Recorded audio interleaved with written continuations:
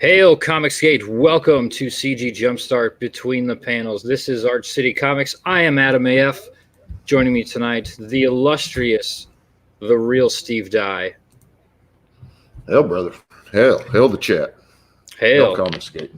Hail. Thank you for joining me this evening. You'll notice that we are missing the one and only master promoter, Tinfoil Hat Nick. He has some family affairs that he had to deal with tonight. So we are missing him dearly, but we're going to press on. We're going to have a good time and get you guys super pumped about CG Jumpstart. Hail to the chat. Thank you guys for coming. We got Volt Cobalt, Simon Simpotier dropping links for me. My man, thank you very much. Gat Hanzo, the wizard, the man behind the magazine, is hanging out with us as well. Speaking of links, I just dropped with the wizard. I hope you don't mind, Adam. But not at all. The wizard is always welcome. I mean, this is, this show wouldn't even be a thing if it was not for Gat. So he is always welcome to come hang out, pitch in his 2 cents or 5 cents as he likes to give. Sometimes it's a whole quarter. Dude, he can take over as far as I'm concerned. Take the load off. I mean, I can't replace Nick, but happy to help out however I can, and of course, always happy to talk about Jumpstart. But yeah, if Gat comes in, shit, we can just sit back and smoke. Yeah, no kidding. Sit back and smoke a fatty, just let Gat roll. So he says he'll stop by later. Cool. Come on in, Wiz. Excellent. He says, "Entertain me." Oh shit! Now the pressure's on. Now the pressure is on. So yeah, we're gonna do. We're up to episode. This is episode 13 of Jumpstart. We've gone through quite a bit of material so far, so we're going to give you guys a little bit of a recap of what we have gone over so far. What you're looking at now, of course, is the beautiful cover by the one and only Andrew Huerta. Not the final. This is the final image, but this doesn't have any of the graphics on it or anything like that. I just wanted to let this piece speak for itself in a sense. I never get tired of looking at this. Yeah, it's great. It's just absolutely gorgeous. It was so much fun to see this thing come together piece by piece. He sent us, I don't know, Gat would know for sure, but 4 or 6 thumbnails. What about this one? What about this one? What about that one? We're like, can we have all of them? Could we just? You can just do a whole cover gallery. Yeah, no, he did great.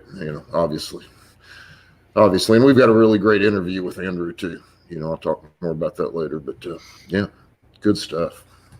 Yeah, he is obviously he's doing the cover, so he is the featured interview that you and Gat took the reins on and did. And we had Mr. Huerta on the show a few weeks ago, and he's just an absolute blast to talk to. I could talk to that dude for hours and hours on end. It was, cutting like a 3-hour conversation down to what'll fit on 8 pages. And, we got by the way, Andrew has graciously provided some excerpts from Sovereign and some other artwork and stuff that, I'm trying to fit as many words of that conversation into those pages as I can, but not at the, there's going to be some really nice illustrations on those pages. It's going to be, it's just, when you got Andrew Huerta sending you original art directly, it's a good day. Yes, it is. Hell yes, it is. We got Ryan Magus in the chat also. Hail. Matthew Fowler. We'll get to you in a little bit here, brother. Yeah, and, hail Fowler. Hail Magus. Z-Russ, too. Z-Russ has joined us. What's up, man? Yeah.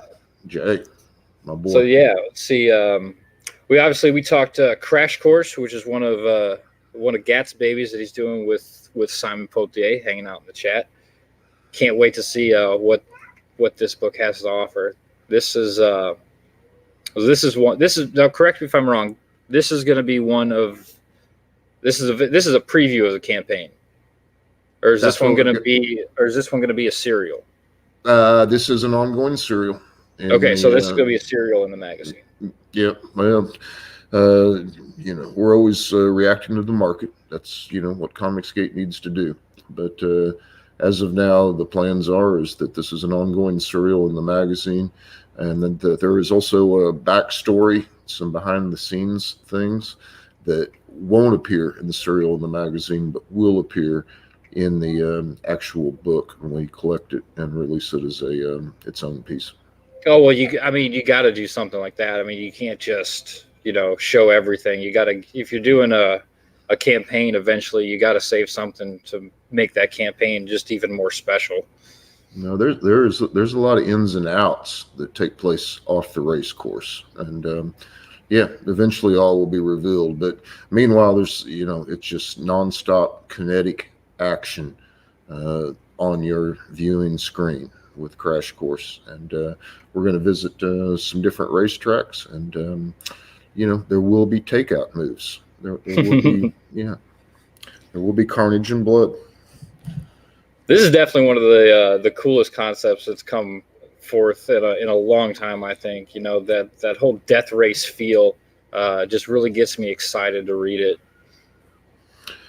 It's really fun. Obviously I'm a gearhead, even an ex-racer, so that's the kind of thing that I'm into. But it's also, I feel like the perfect. This is what we actually are going to open up the ongoing serial section, the main feature section of the magazine with, because in this case, to me, it's perfect. And the magazine is CG Jumpstart. It's about getting on the road and driving. There's various stages. There's 4 stages of internal combustion. Did you know that, Adam? I did know that. And they are? I knew you were going to do that to me. I could name them off. I know that there's 4. I couldn't name them off the top of my head. Intake, compression, combustion, and exhaust. And that's the engine. I feel like this magazine is designed as an engine to drive ComicsGate forward down the road. That's what we're shooting for. So anyway, enough of the race car analogies. I dig me some race cars almost as much as I like race motorcycles. That's well put, though. I really like how you describe that. This is CG Jumpstart. It's worth pedal to the metal, man, full throttle. Yeah, exactly. That's why Sam and Gat's Crash Course was perfect to open up the feature section of the magazine. That's awesome. Let's see. Next, we've got The Silhouette by the Diaz brothers. And this is one that's going to eventually be its own campaign that they're putting together. And this is a really, really cool idea. Very Sin City-esque. They got me super excited for this. This is part of the Lost Pages universe that they're doing. It's 4 stories that tie together. Which I think it's a really cool idea. And this character is just, he's dark, he's gritty, it's gnarly. It's another one of those things I just absolutely love. It was kind of funny how this came about. Interestingly enough, and I'll circle back around to this, but your second show, Silhouette, this Lost Pages excerpt, is actually going to open up a different section of the magazine, the preview section, where the idea is to get some eyes on some of these projects that are just about to come out. So, we went from Crash Course that opens up the main features to Silhouette that opens up the preview section.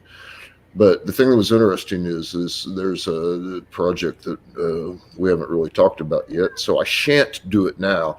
But this was kind of the aesthetic that me and Gat were kicking back and forth. White on black thing, a very Sin City, Frank Miller, used black paper and streaks of rain on the whiteout and spot color. And we'd actually been talking about, very different story and this and that, but the art style. And Philip hit us up and showed us this. And not only did I want it, I felt like it was, the preview section takes place kind of at the midpoint of the magazine. And in a lot of ways, this is, I don't want to say that it's the most unique piece because we've got all kinds of unique and fantastic art, but it really does evoke that Frank Miller thing from, when comics were good. Let's not get into that. Yeah, when comics were good, when comics excited you and took you somewhere that you hadn't been before. Well, he showed us a couple of different things, and the other thing was really, really good. I don't think anybody's really hardly seen that yet. but the uniqueness of this, Gat and me both were like, look at Diaz. This will stand out. The other thing will be good, and it'll be somewhat like a couple of other things that we have. This is unlike anything we have. This is the way to go. So that's what the bros are going with, and really, really looks good. Yeah, those guys, they're up to some interesting stuff. Phil likes to tease me with little excerpts and previews of their upcoming projects, and all of their Lost Pages books that they're working on are hands down. It's 4.5 stars all across the board. Yeah, a bunch of different approaches. Some of it, I mean, this is very black and white, and like I say, really unique for what we've seen from them, and in some ways what's going to be in Jumpstart, but it's also pretty unique to the whole Lost Pages thing. Yeah, I've seen some really vibrant color. This guy, quick shout out. I believe the artist on this is Maxi Dallo. Yeah, Maxi Dallo. Yeah, good stuff, man. Yeah, super happy to have it. Yeah, you gotta love that, man. I mean, people are. I mean, all the stops have been pulled for CG Jumpstart. Everybody is bringing their A game. If there's something higher than your A game, that's what is being brought to CG Jumpstart. Absolutely, man. Hey, Michael Derrick, our guest of honor, has joined us. What's up, Michael? Good evening, gentlemen. Good evening, sir. How's it going? Derrick, what up, brother? Hell. Hey, Steve. Long time. We haven't talked in a while. It's been a while. Yeah, man. It's been a minute. Yeah, we're just. Congrats on the launch, man. That book looks great. Oh, thank you. Yeah. We're just doing a quick kind of recap of what we have gone over so far in the magazine. So just sit back, get comfortable, pipe in whenever you feel like it. Right on. Yeah, feel free to join in, and we're going to circle back around to grayscale, man, because that really looks good. But first, we got to talk about what you're doing for Jumpstart, and first we have to work through what everybody, Matthew Fowler's in the chat, Derrick. We got to get to Fowler. Yeah, and that's actually where we're at right now, is the Red Giant Battle sequel by Fowler and the extremely talented Rob Willis. Nice. Yeah, man. Rob Willis is a star. I mean, oh yeah, he is. He's absolutely amazing. In just these couple of pages that I have previewed for us up here, they only do him just a little bit of justice as to what that man can do, and to what we can expect from Red Giant Battle sequel. Yeah, I've got this entire thing formatted and on the page for Jumpstart, and there's parts of it, I don't want to get too technical, but it's a little fiddly in that we're doing a magazine format versus a comic. At any rate, man, I kept blowing this up and looking at it and scanning through it. It took longer than I had things to do, but I just blew it up and read it again. Really good stuff. Yeah, and it's kind of a race right now. I'm fairly certain that by the time we do get Jumpstart launched and printed and in your hands, it will be they will be the official debut of Rob Willis. I'm pretty sure it's gonna beat out Shinobi Sasquatch as far as printing goes. So that's gonna drive up the value of this magazine just in itself. Yeah, it's great work. Couldn't be happier to have it. Fowler's a good dude. I like that guy. And Rob Willis. Got to have it. That's insane to think about too, that Rob Willis hasn't been in print yet, because I guess he started as like a tattoo artist or something, right? But I think it was a tattoo artist. Yeah, that's crazy. That tells you everything you need to know about the state of the comic book industry, that he wasn't already working for Marvel or DC. I'm drawing a blank on where Willis hails from, and I ain't trying to dox anybody, but somewhere in that neighborhood, there's some guys running around with some sweet sequential sleeve work. I can tell you that. Oh, that's neat. Well, I mean, I would assume, because he's really, the sequential artwork of it, I mean, there's guys that can draw, and God love them, and then there's guys that can tell the story and lay out some panels. And then you find somebody that can do both, you get your Rob Willis. So, great stuff. I got to say, I'm kind of glad though that the industry is in the state that it's in, and we have Rob Willis in our arsenal. Yeah, You know, exactly. he's ours. And I don't think he's going to go anywhere. Thank God for the incompetence of Marvel and DC. Exactly. We're stoked to have him in our magazine. I can tell you that, Bruce. Hell yeah. Let's see. Next up, we've got Nat the Merc by, of course, the one and only Simon Simpotier, and this is going to be another preview piece of a huge universe that Sim is launching. You got 3 of the main characters here up on the screen: Nat, Lonnie, and Rose. Badass action adventure sci-fi set in space. It's going to be a cool book. Sim's he's a man of ideas. He's got just tons of them. He's a man of many ideas and very little focus. And, you know. Yeah, he just I couldn't believe it. He just announced a new IP today, right? Another one. How many does he have at this point? It's crazy. I talk to the guy twice a week, and every time I talk to him, he's announcing something new to me. And I'm like, that's great. Love you. That's a good idea, Sim. Could you get the letters done for those 4 Nat the Merc pages? That'd be cool. A little less ideas, a little more. Nah, I got to give that boy some ribbon because get your letters done, Sim. I need those pages. But yeah, man, he's a regular idea factory.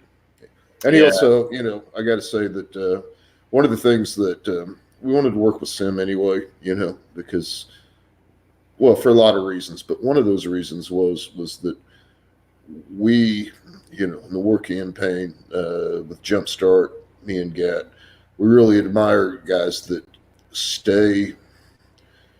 When Sim first showed up, he suffered a couple of setbacks, didn't immediately experience success. He didn't cry. He didn't whine. He didn't YouTube to 6 people with 4 guests on that also, what did he do? He did a bunch of fan art for everything out there, and he still does. He's got his own stuff running. He's got a campaign running. He's got a campaign launching, and he's got letters that he needs to get done for JUMPSTART. But he's still doing fan art for everybody, And I mean, it's at this point you can't really call it fan art, but whatever. Yeah. Homage art, I call it promo art. Yeah, promo art. He's doing promo art for pretty much every campaign that catches his eye. Yeah. He actually just posted a thread the other day of I think every promo piece that he's done so far, and I mean it's 20 tweets long. It just keeps going and going. Yeah, an excellent thread. So anyway, I mean, obviously the guy can draw, and he's reasonably humorous to talk to, and all that stuff. But that definitely played a factor in basically that we want to work with a guy that has that kind of fortitude, staying power, and determination to succeed. Because hell yeah, that's what we need. Very well said. Because he's also got the meme police that's going to be in the parody section. Get that done too, Sim. Everybody's favorite meme right here is the stop typing Terry. Poor Terry's going to get his face blown off here in a second. Yeah, well, get that done too, Sim. Damn it! But I've got. You need to start inflicting some corporal punishment on Sim. Well, that's the only thing that scroll down. That's the only thing that he's lettered yet, as near as I can tell. But the rest of it's in my hands. I've got the art and the colors and all that. He says by this weekend, and yeah, it's a nice piece. It's funny when he pitched it to me, and of course, our brother Moss is the writer on this, Man of Sex, and when they pitched it to us. ComicsGate is funny. It's a fast, news cycle, right? And so we were just like, yeah, it's a great joke now, but we're not going to print this thing for a couple of 3 months yet. But all of a sudden now Methwin is putting potatoes on people's faces. Anti-meme Methwin is potatoing up photographs. So I guess it's timeless and it's right on time. So yeah, it's a fun part of the parody section for sure. It's just too bad we can't. There's no time to put in some potato references. I guess it's a little too late for that, but Maybe next time. Yeah, the next time. The potato men. Yeah. They could be the villains of the next Mean Police. Yeah. Well, Potato Man versus the pepper juice in the pee hole. Yes. That shit made me laugh, man. Holy fuck. I'm a big fan of alliteration, but when it boils down to potatoes, pepper juice, and pee holes, I'm thinking somebody's got the wrong kind of pee on the brain. I think so too. So, moving on to some more amazing artwork, we've got the Ruins of Odirion, which is actually not what I brought up on screen. This is off of Elysian Mines by Gat and Gilmore. I got my tabs out of order, apparently. Well, we can move on to everybody's favorite Todger. That's fine. Yeah, the good old Todger. Yeah, man. Yeah, this is a fun project, and Peter's a madman, and yeah, just so much fun to work with, and he brings so many ideas. This is probably the most loosely scripted thing that I've worked with. You know, that Gat's had that I've worked on, where it was just like, okay, Peter, this is where you run wild, you know, and then. Is that from the same one? Because I remember one page I really liked. It was like the turtle. The turtle. This is the turtle book. Okay, yeah. Dude. Book. Awesome. We go on from the Placid scene, you know, the Appalachian Indian myth of the turtle, and very restful and peaceful, and within 6 or 8 pages, people are getting dismembered. It's great. I love it. Yeah, this is a true horror story. Oh, and look, we apparently have conjured the pepper juice and Edward pee hole into the chat. Oh God! I swear, only on this channel can I speak of someone and they just randomly appear in the chat. I don't know if everyone's just always lurking or if it's just superpower that I have. I'm not sure, but it's highly entertaining. The Avatar. That's good shit. Yeah, the lower lip on that pepper. Wow. So yeah, circling backwards a little bit. Now we have some pages from Ruins of Odirion by Gat and Mr. Doodlebags, the one and only Doodlebags. He's winning over the hearts and dongs of everyone on Drawn and Backhold. Yep. That was a good-looking page right there. Oh, this kid has got some intense chops. We've got this other page here just blows my mind. This skeleton creature that he came up with, correct? Or he designed himself, Steve? The original idea that Gat had that we scripted was that this conjurer he brings these skeleton soldiers to fore in this battle, and that his opponent would scatter these skeletons, but the other sorcerer would be powerful enough to reassemble them into skeletons. Pretty good idea, I think. I think so. Well, what Doodle did was he was like, no, wait, what if all the bones, instead of reforming back into skeletons, reform into one giant monster skeleton? And we were like, okay, yeah, do that, Pat. Go ahead. Yeah. Brilliant idea, and it looks great on the page. Just looks great. Yeah, that's awesome. Yeah, he's a brilliant artist. I'm very glad that Gat found him at, what was it, the dumpster behind Burger King? Pretty much, yeah. Gat initiated the search, and I held the flashlight, and we wandered around various alleys, in Middle America. And no, man, I mean, we were looking for a guy that could do a certain project that Gat, and it wasn't actually this project. Things shifted a little bit, but we were looking for somebody for a specific project that Gat is working on with another artist now. And we found this kid, and he had no profile. He's kind of like the opposite of Sim, in that he just was putting his artwork up. Mm-hmm. And yeah, we dug him out of the bin, dusted him off a bit, propped him up, bought him a Happy Meal, and look at him now. Yeah. Yeah, and also just before we get off of Doodle, I recently ascertained, I was like, how do you want to be billed in the magazine? And Did you say D yeah, bags? I'm going to dox him right now because he said to. It's Pat Maxton. I mean, let's don't let the Doodle moniker fade from your mind. But if you see Pat Maxton, don't be confused because that's the kid, man. He's going legit. He's going legit. He's all in. I told him when I had him on the weekend woke up call that I refuse to use his real name, and I will forever refer to him as D bags. Well, yeah, He was like, "Oh shit, I didn't even think about that." I just call him kid, But well, he is your illegitimate son, is he not? It's possible, I guess. Yeah, it's probably likely. Probably likely. Yeah, it kind of works out on the calendar and geographically, but. So now I'm gonna switch over to you, Mr. Steve. You've got some stuff from Bullet Makers.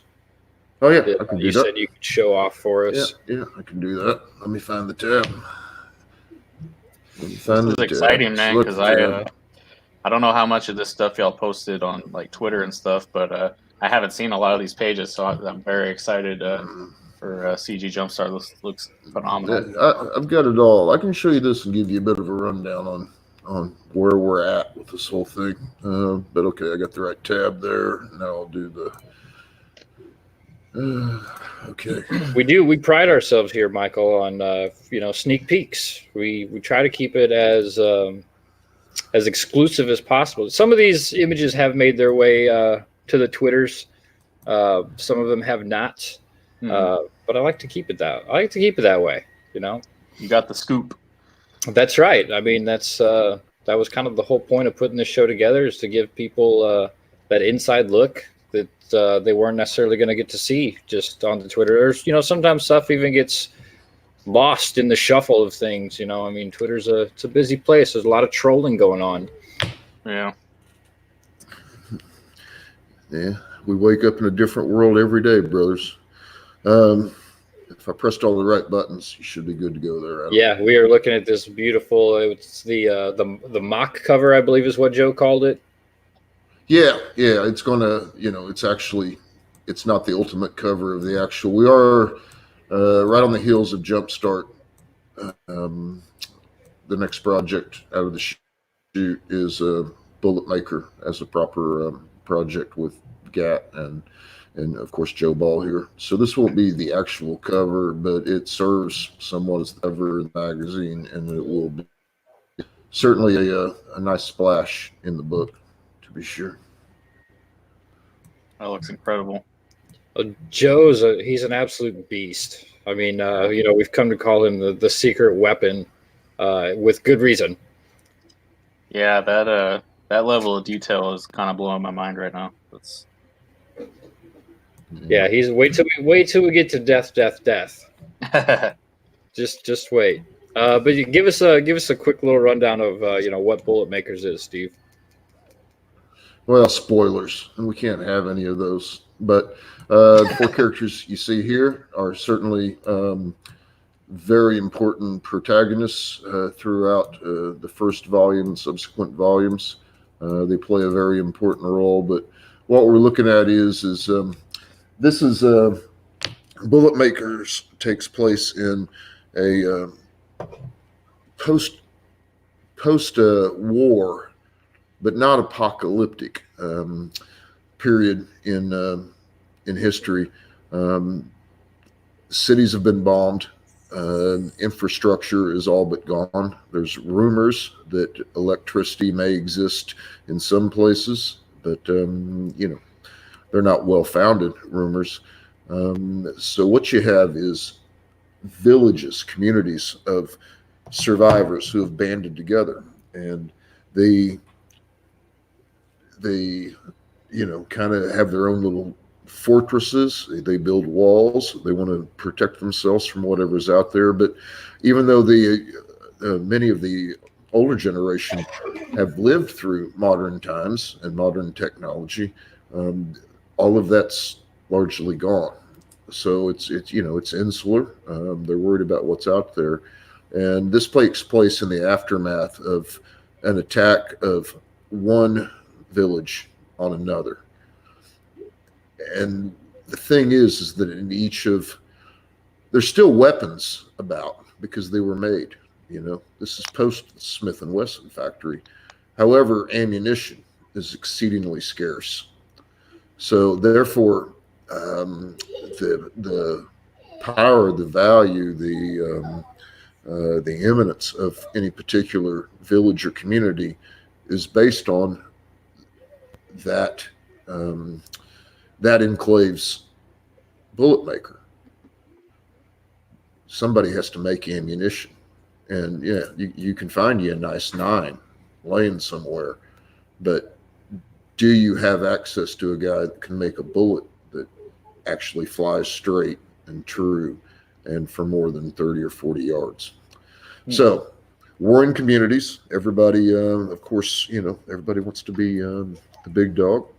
And this takes place shortly in the aftermath of a big attack by a central villain who I cannot name at this juncture, but he's a bad dude, and he's blowing shit up, and the village is in trouble. And these 4 ride in to not so much take care of business and not so much right that wrong as to rescue a very important player. And that's as spoilerific as I'm going to get right now. Sounds awesome. Well, like all of Gat's stories, it's rife with detail and world building and just absolute epicness. Yeah, and I think Paul was a great fit for this story. Well, I will. Gat might be pissed. I'm going to do this quick. I said earlier that we were looking for Doodle for one project, and we were talking. It's funny how this stuff has worked out, but it's worked out very, very well. At some point, there's some theological overtones to this story. Let me just say that. Some deep theological overtones. And we were actually discussing that with Joe, and he was blowing my mind with what he knew about the subject matter at hand. So I said, somewhat casually but very pointedly, I said, Joe, can you draw horses? And here's where Gat probably gets pissed off. But yeah, Joe can draw a damn horse. Wow. So then we had a bit of a shift in the paradigm about who was going to do what. And again, what we're doing next is Bullet Maker. What a query! JUMPSTART next, but the next major Gat Hanzo wizard project is Bullet Maker. And as much as I love Vestige, man, I love Bullet Maker. I wish I could tell you guys the story, but I can't. He's going to be pissed I even showed you this no stuff. Spoilers. Yeah. That's really funny to me though. Like talking with Joe, like we all know Joe's a fantastic artist. And you're like, but can you draw a horse, sir? Yeah. And I got the initial, not this version, but we got a version of this. I don't know, like in the middle of the night sometime. You know how Joe works. And I do know how Joe works. He works like Sim works. Yeah. So And, horses right, horses are traditionally the bane of artists. Like that's always like the number one thing they say, that they are not good at drawing or they hate drawing. So shout out to Joe for conquering the horse. Yeah. Well, I'm going to go back to, that's about enough of that. I'm going to go back to the page that's been shown a bunch of times before. That's fine. That's fine. Swing. But yeah, man. I mean, yeah. And that's how it came about. The paradigm shifted immediately, both in what he was feeding into because we were just telling him about Gat's story. Here's this other thing we're working on. And he started giving us feedback on that and spitting knowledge. And I'm like, man, can you draw a horse? So anyway, here we are. Yeah, we got a follower in the chat. It says, horses are hard to draw. Artists hate horses and mecha. And Volt Cobalt says, damn, he even got the horse muscles down. Yeah, I've seen another page from that where his his horses that he draws, they almost look like they're on roids. I mean, the detail down to the muscle is perfection. Yeah. Yeah, well, I picked his brain about that, you know. I mean, yeah. One of my granddads was a quarter horse trainer, and you know, had to work those horses and, you know, get them off the walker, run them around, you know. But yeah, I don't know. This isn't a horse live stream, but yeah, he's got it right, man. And that's speaking as a kid that had to clean stalls next to some steroid freaked out quarter horses as a kid. Well, let's segue, since we're on the topic of Joe Ball. We'll talk about his story, Death, which is going to be an ongoing serial in the magazine. And it's kind of interesting too, because the Death has a lot of theological overtones as well. You know, it's Joe. If you ask Joe, it's his own take essentially on a lot of, you know, the Christian religion. You got these crazy entities. There's you know, beasts and angels and all kinds of just crazy shit.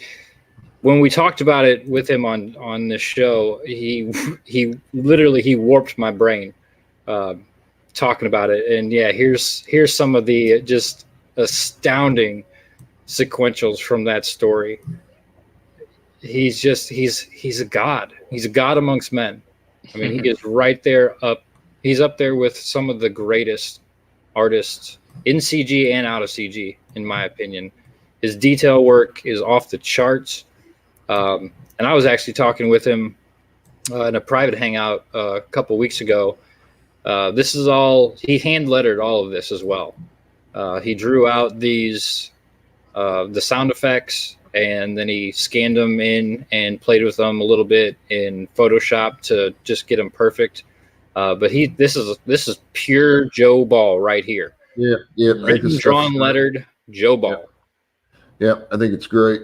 He reached out to me a little bit on, you know, some of that stuff, and I gave him a little bit of feedback, and you know, the initial stuff that I saw, I was like, that's badass. I might do this. I might do that. Some of the sound effects were a little more, I don't know. They were a little bit too clean. They were a little too sharp. And I was like, cartoon that shit up, brother. And yeah. But the way he's got strokes and shadows and backgrounds and motion lines on the SFX, really great stuff. Great stuff. Riot Kitty in the chat says, I can't even tell what that is. It reminds me of the Berserk ending. I believe Berserk is up there in Joe's arsenal. I'm pretty sure that's one of his favorite books. I'm sure he drew. He pulled a lot from that. He pours so much detail. Yeah, bro, Western Berserk. Yeah, he pours so much detail into each and every panel. It's nuts. Yeah, like you said, we don't call him the secret weapon for nothing. Yeah, I got 11 of 12 pages of this. I'm just waiting for him to get in that 12th page, and then I can throw this stuff on the JUMPSTART pages. I'm stoked. That's awesome. So then that's about all for the art that we've talked about so far on the show. We had some great interviews. We talked with Micah Curtis and Liam Gray. Micah Curtis is going to be one of the featured interviews in the magazine. Critic to Creator is going to be the name of that. Correct. Yeah, I felt like Micah was the perfect guy for that. He is definitely old school OG ComicsGate, and he was definitely, I mean, back in the day, he was, shaking his fist at the sky against what Marvel was doing, to a lesser extent what DC was doing. But in talking to him, he certainly had some input from our boy Zach and some inspiration, to be sure, from our boy Zach. Decided to do something about it. So thought he'd be the perfect first subject for Critic to Creator, which that'll be ongoing. Yeah, that's one of those things. You got this came out a little while ago. I thought it was kind of silly, the whole OG CG bullshit that came about. I mean, he's one that he's OGCG, but he decided to, instead of just continually bitching about what was going on, he said, all right, I'm gonna pick up my pen and I'm gonna put out something that's gonna blow the mainstream out of the water. 180 degrees in distinct contrast to, I mean, it's one thing to be bitching about what mainstream comics are doing. It's another thing to bitch that other people actually decided to do something about it, and it's devolved to where some of these guys are just like, how dare you do something about what we've been complaining about? It's just so stupid. It is, yeah. It's so stupid. I mean, I think it's just it's jealousy. I really do. I'm sorry if I hurt anybody's fifis by saying that, but it's jealousy. Some of these people are pissed that they don't have any kind of talent, story writing ability to change, what they're pissed about. So they're just continually pissed about the mainstream, and now they're pissed that there's other people that are succeeding, outside of the mainstream. Yeah, absolutely. I'm not sorry at all. If I hurt your feelings, I don't care. Do something about it, or at least quit complaining that people are doing something about it. If you can't do anything about it, stop bitching that some people can. Exactly. Yeah. Jason Black, hail brother. He says, I think it's a needless argument. Everybody still points out the problems with the big two. There's no rule that people can't make books. It's all hot air. Yep. Yeah, absolutely. Yep.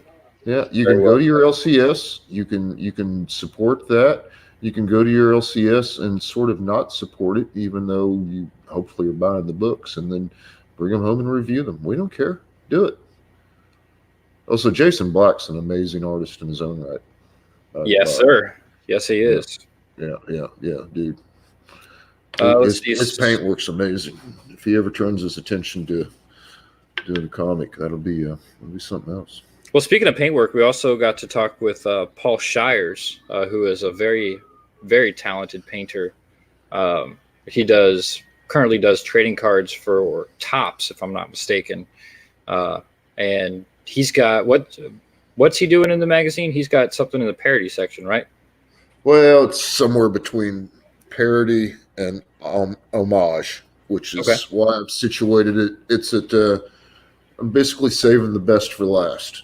He's got the last page, and I think it's a perfect fit. But yeah, it straddles the line between parody and homage, and it's brilliant. It ties in a bit to the cover artist, and spoilers. That's all I can say. But it's going to be a beautiful piece of work.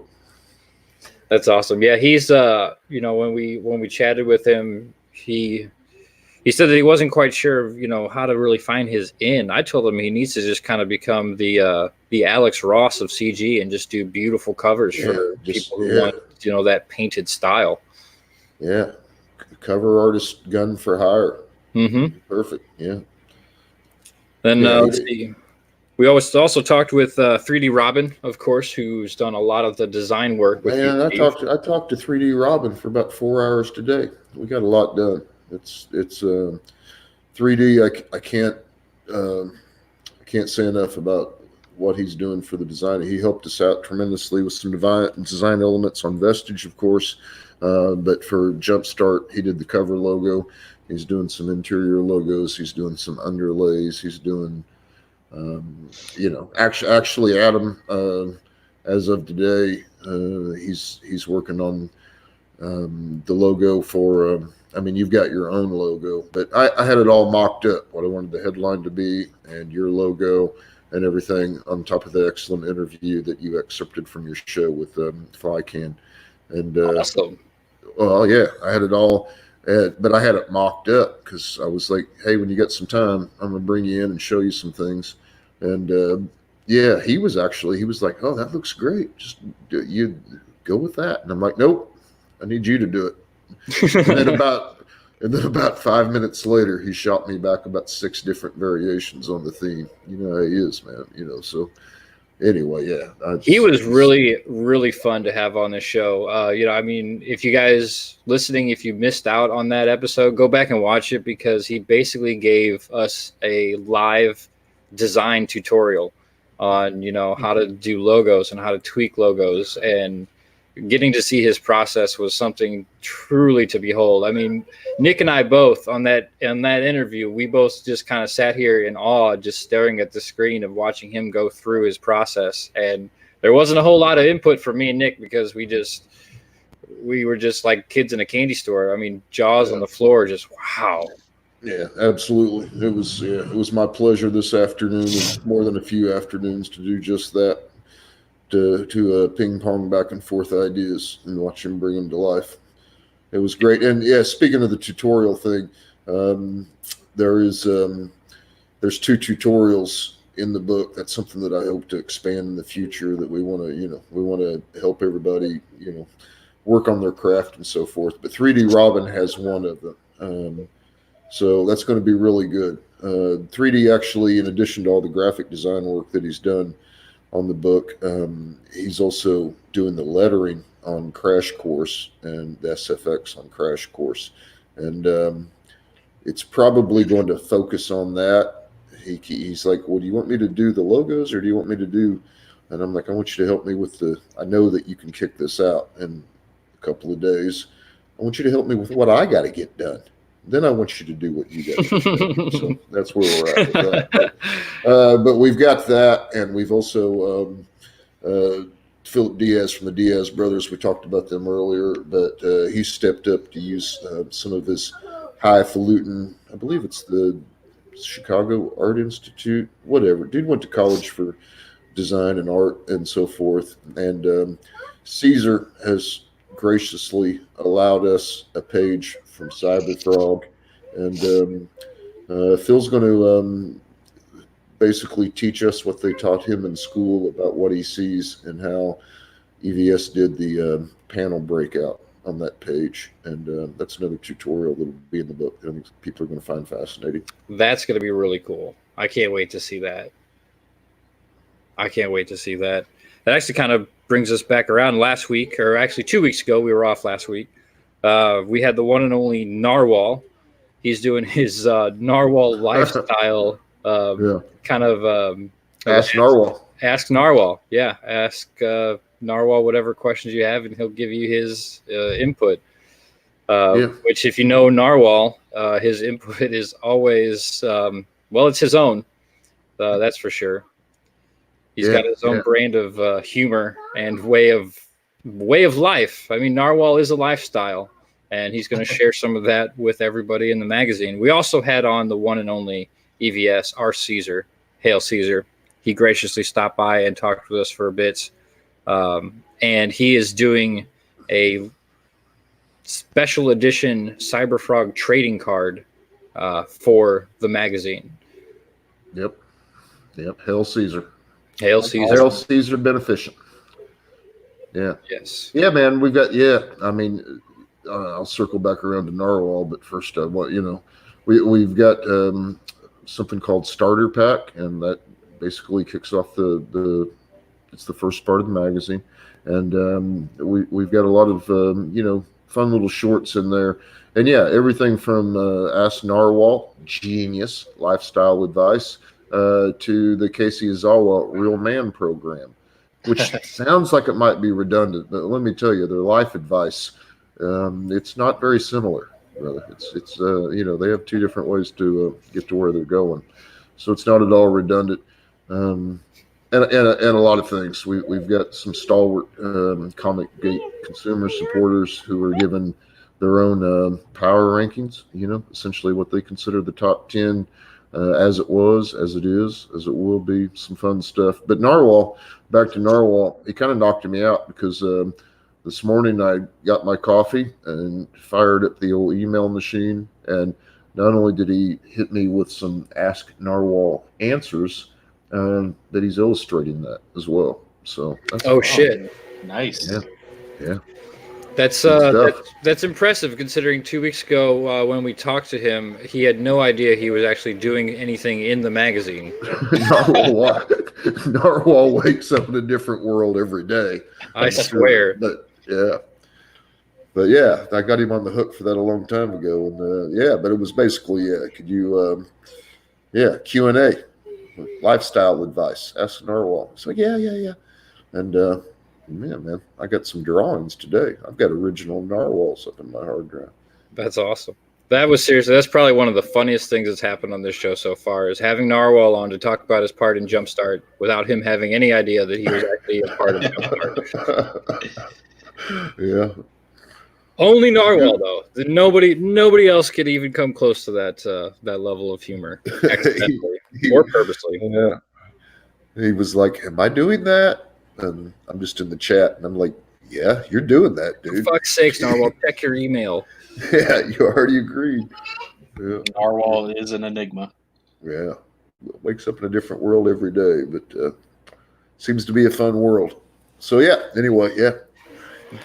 If you want to, yeah.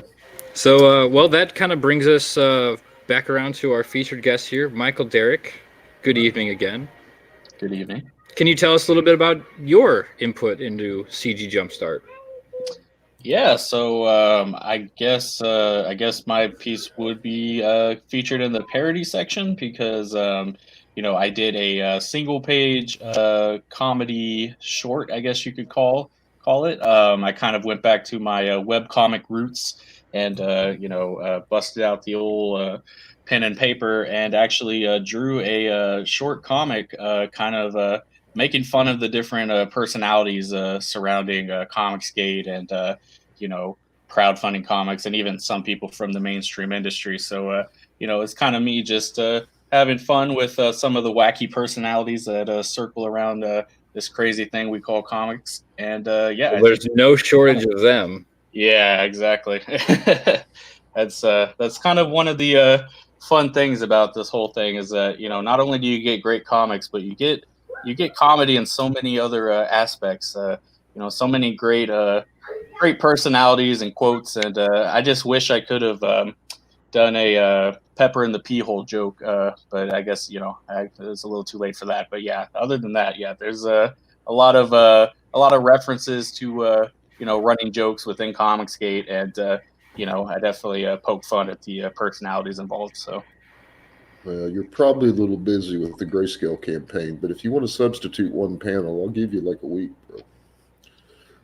Yeah, I don't know about that. Yeah, you're busy. I'm kidding. I'm kidding. You're busy, and what's already there, somewhat similar to the situation with Meme Police, where you wonder when you discuss this stuff, and that people are actually going to see it a couple of 3 months down the road.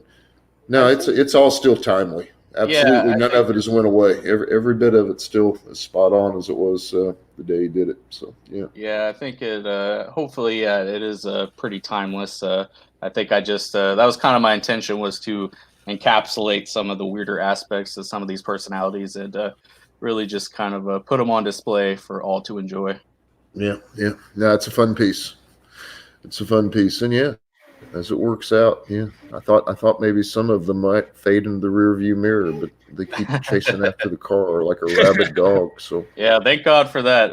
Because if they did kind of fade into obscurity, that would have dated the piece. But luckily, all the people featured in my comic are still very much in the spotlight, so to speak.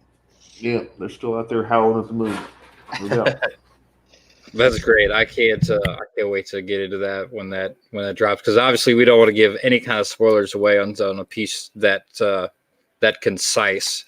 So I won't ask too many questions about it, but that definitely sounds exciting. Well, I mean, the deal is,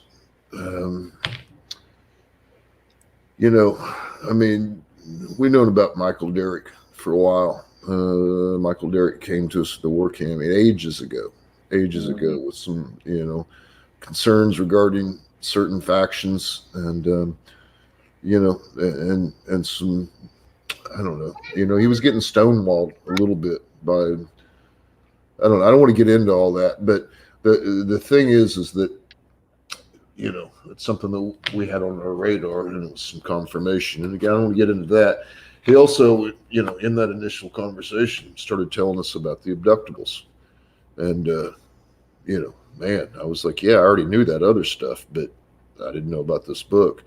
And sure enough, man, with the Hound of Basque, Canales, The Abductibles was absolutely one of the best ComicsGate projects yet. One of the best last year. Really fun story, really cleverly written, and I wanted to have, we wanted to have Michael in the, we want to have as many people as we could somehow fit into Jumpstart.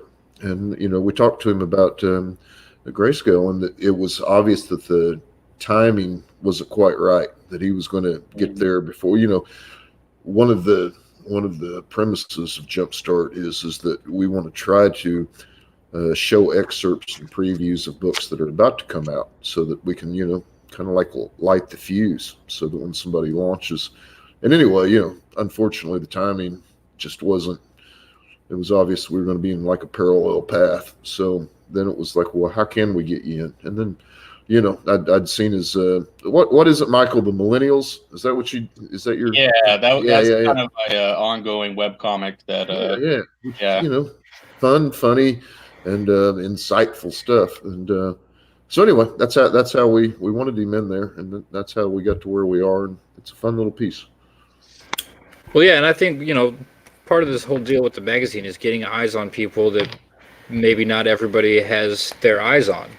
With Abductibles, you didn't get your 5 figures, but you were at $7,400, a little over that. Yes, around there, yeah. So successful campaign, but definitely should have been bigger. Especially after reading the book, it was. It kept me going. It kept me entertained, page after page after page. Solid story. Obviously, with Canales on art, the art was on point. His Canales' facial features that he draws they can tell so much of the story by themselves. Mm-hmm. And with the what was the agent's name? Did he have a name? Agent Alden, the abductee. Alden, that's right. Yeah, his facial expressions throughout that entire book were just they were so priceless. I mean, you could have taken all the text out of that book, and I would have still loved it. No offense, I'm not saying your writing's bad. I'm just saying that Canales, he kind of stole the show a little bit. Yeah, I think his art style really suits my writing style in a way, because that's just kind of how I write anyway. Is in the script, I kind of write characters to be expressive. So if I didn't have a guy like Canales to pull that off, I feel like that book would have been kind of would have fell flat. So thank God for Canales and his expressive art style, because I think we just really go well together. Yeah, I don't think you could have picked a better artist for that. He melded with that story perfectly.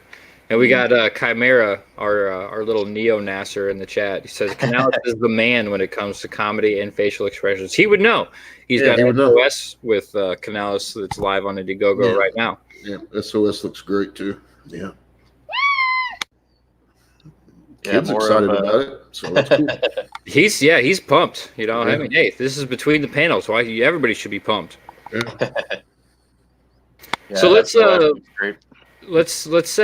We'll talk about Grayscale. I got the campaign here that I can share with everybody, and let's get the rundown on that. I think this book looks really, really good. Thank you. Yep. Yeah. So pitch us Grayscale, sir. Yeah. So like we've been talking about, last year I had launched The Abductibles, which was my first Indiegogo campaign. And this year, this is my second Indiegogo campaign. I wanted to do something a little different. This time around, I'm doing a superhero book. So the superhero in question is Grayscale. The K stands for Karma. He is a trash-talking vigilante with the power to see and manipulate karma, which is great when you're looking for bad guys to beat the crap out of, because there's no shortage of bad guys in Glitter City, which is a fictional version of Las Vegas. Even crazier than Vegas, home to a lot of despicable characters. Our hero has no shortage of bad guys to find and punish for their wrongdoings. This is kind of my tribute to the edgy anti-heroes of the 1990s, but you know, kind of with a modern twist. And you know, if you enjoyed the Abductables and you want to see me take on the superhero genre, I think there will be a lot to enjoy with this book. I would have to. I think I agree. You're doing pretty good. You're at 2760. You got 8 days left of your first 30. 90 backers, just shy of that 100 backer mark, which is always a nice milestone to get. Yes, and yeah, definitely looking forward to getting to 100 backers. And you know, we do have a giveaway announced where once we get to 100 backers, those first 100 backers will be entered into a contest, and a random number will be picked, and whoever gets chosen within those 100 backers will be chosen to win a free Indie Comics prize pack. So I'll send you out a whole bundle of really cool comic books from Alterna and ComicsGate and a few other surprises. So, you know, definitely if you want to enter to win a chance at that Indie Comics prize pack, definitely back the book because there's only 10 slots left. And this is what has really caught my eye. That I thought that I had seen this in your updates. You've got this original Donald DeLay piece for sale. Yes, that was kind of our ace in the hole, you know, and it's if you know Donald DeLay, I mean, we all know Donald DeLay. Obviously, he's the artist of Cash Grab and Vestige, and of course, Brutus the Badass, kind of a superstar in ComicsGate. But the thing about Donald is he mostly works digitally. So the fact that we actually have a original piece of physical artwork, 11 by 17 Bristol board, fully inked by the man himself, that is a pretty big get.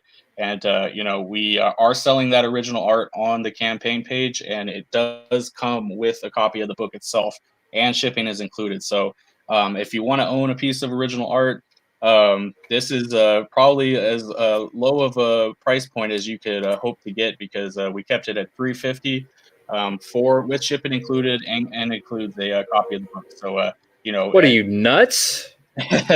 Yeah, people have already yelled at me about that, but you know, I think you know, I wanted pretty much for all the perks, I wanted to keep the prices as low as possible. So you know, I think that is a great deal. And if you've never seen, it's one thing to see, you know, the scanned images of art, but if you've never seen like a piece of original art in person, it's something to behold. It's it gives you tingles. Yeah, it's you know, the scans almost don't do it justice, because you can, when you see a physical piece of art in person, it really shows you just the level of skill involved.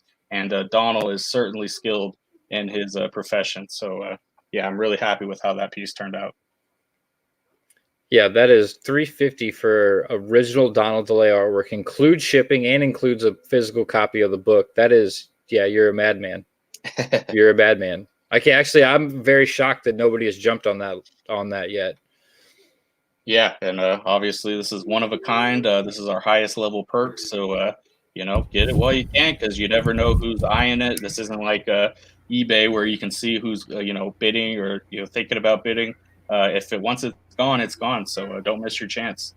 I'm shocked that's still available. Yeah, and, you know, that's insane. That's more insane than offering it for $350 is the fact that nobody's bought it yet. It just so happens that I have an original piece of Donald art, and yeah, Ooh. Everything you said about actually, yeah, you know, I mean, as great as it looks on your computer screen or in your book, when you've got the full size 11 by 17 Bristol, and that's still available, and it's a great piece too. I mean, you know, Donald's obviously amazing, but the composition of that, your character. Yeah, it looks good stuff. Yeah, it's you know, and going back to the '90s influence of this book, Grayscale. You know, Donald, he fits right in with that, because he's a guy that is inspired by the same stuff I am. You know, the Spawns and you know, Rob Liefeld and all that kind of image style. So you know, he really was the perfect man for the job. Yeah, speaking of perfect man for the job, you've got PK art on the main story, and this is the cover that we're looking at here. Yes, yep. We got PK doing the line art and the inks. You know, really awesome artist, as you can see. You guys might know him. I guess his highest profile work to date, at least in terms of ComicsGate, was he came in and did Ballad of Dusty Tortillas, which I think is going to be fulfilling soon.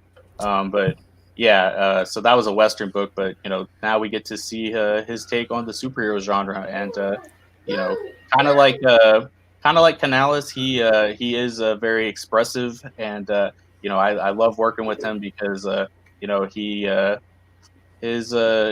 his artwork is something to behold, and as you can see there, he doesn't shy away from drawing the beautiful women. So he draws boobs good. Big boobies.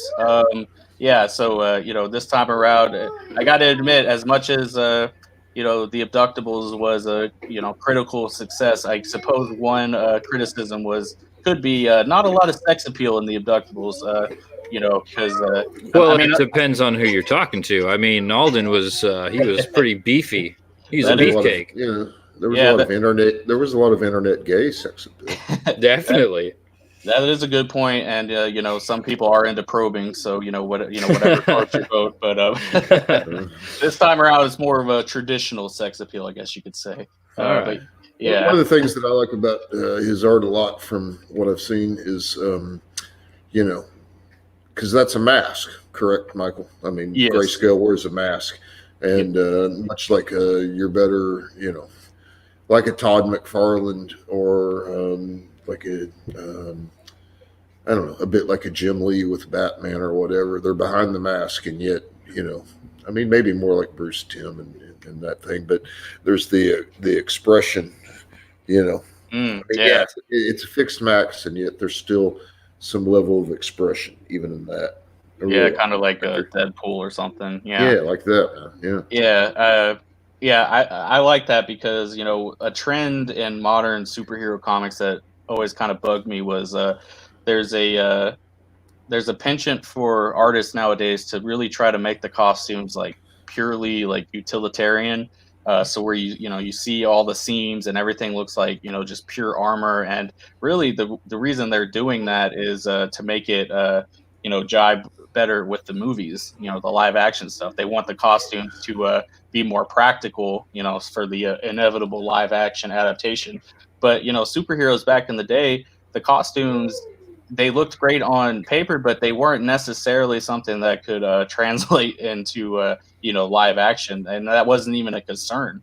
No, you think about like '90s Cyclops with all those fucking pouches everywhere, and that would look absolutely ridiculous on an actual human being, but it looks great on the page. Yeah, and he's got the onesie with covering his head, and it's like, how the hell did he get in that thing? There's no zipper.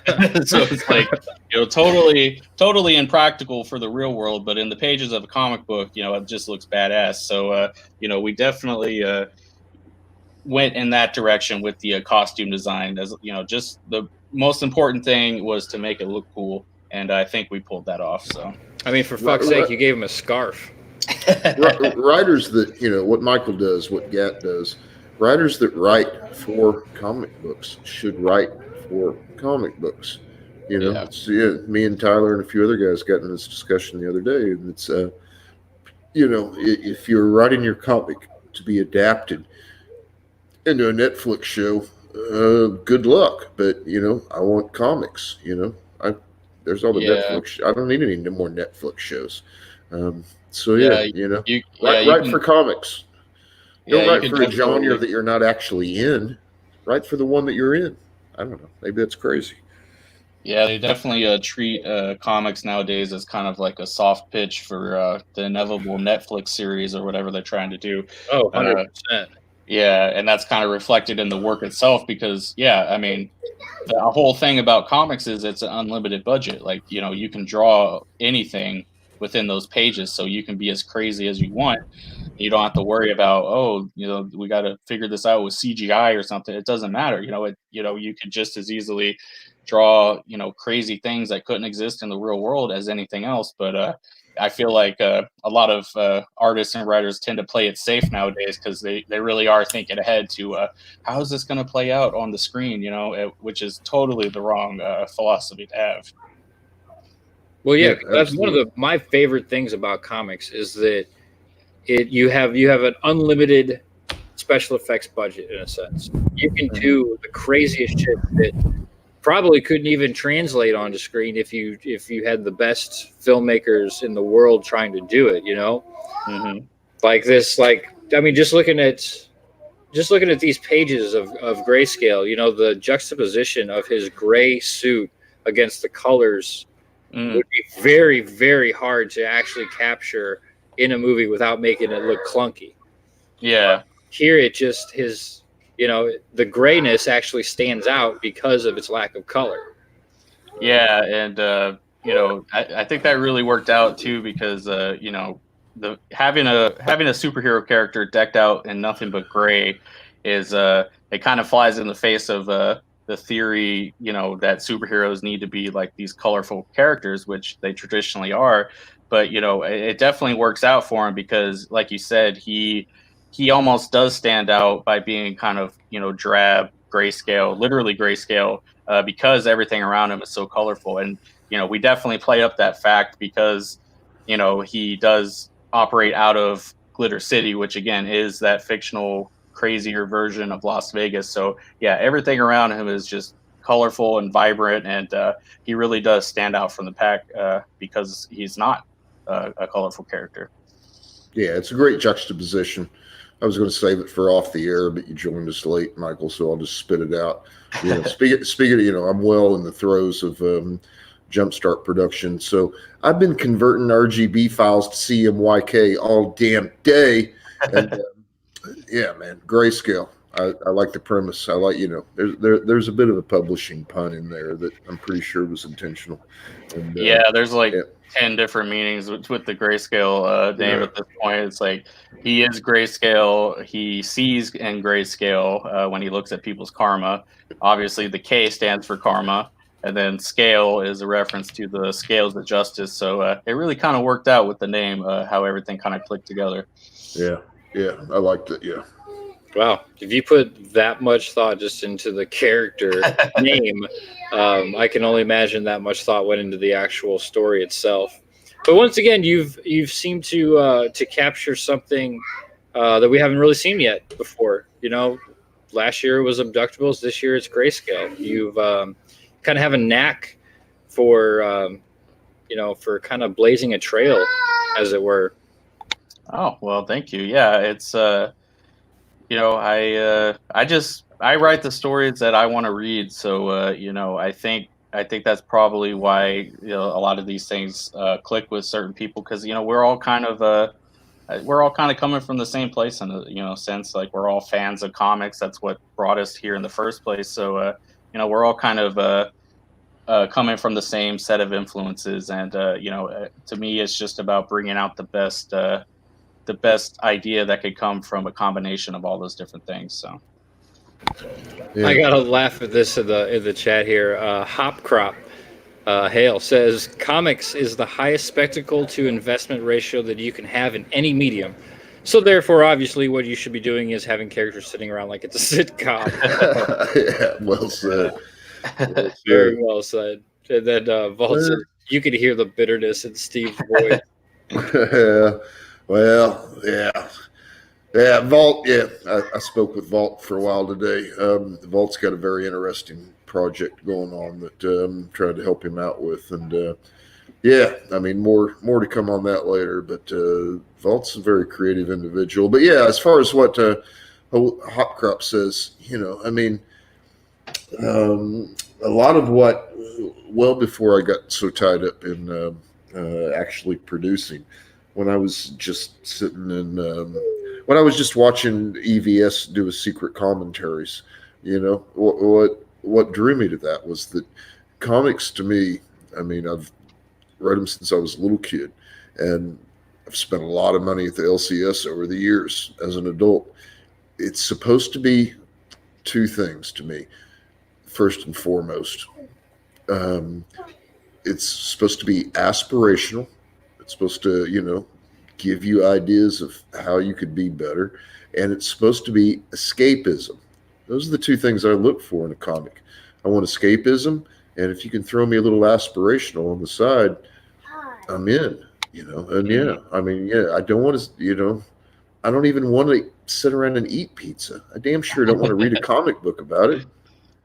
Yeah, it's I'll never understand that that desire for certain writers to just make things as bland as possible. It seems, like even like a perfect example in this book of making things as crazy as possible is the opening scene of the book is a casino robbery, and that's actually featured in the preview pages on the campaign. And I could have just made like the robbers like these standard masked gunmen, but it's comics, it's superheroes, so I was like, how can I give them a gimmick that makes them stand out, do something a little special. So I came up with the idea to have them wear alien masks and wield ray guns as a tribute to the Abductables. So Oh, nice. yeah. See, so that's just one example of turning things up to 11 any chance you can, and making things special and making things a little out there. So yeah, man. In a comic, you have every chance on every page. You want to have story beats. You want to. It can't be nonstop action and this and that. You want to have some expedition. You want to have it, but you have every chance to turn it up to 11. Mm-hmm. And yeah, man. I mean, some of this shit's like, yeah, these go to 11. That's what I'm looking for in my comics. In my Spinal Tap movies. Yeah, damn right. Get those Spinal Tap numbers up there. Yeah. So what's the page count on this bad boy? 60 pages of story. Oh wow, 60 pages in $15 ship physical copy. That's you kept it pretty damn affordable, sir. Yep, and so for reference, the Abductables was 52 pages of stories. So we're getting a higher page count this time around for the same price. And there's a lot of story we're going to be telling within those 60 pages. So I'm very, very excited for people to read what we have to offer here. It's going to be hopefully the first of many stories involving Grayscale, but just like with the Abductables, it will have a satisfying conclusion. That's good. So you designed it as as a one-shot graphic novel, but you don't kill the character off at the end of it. Spoilers. Yeah, there's a definite overarching storyline that I really want to tell. I call it the Red Hand Saga.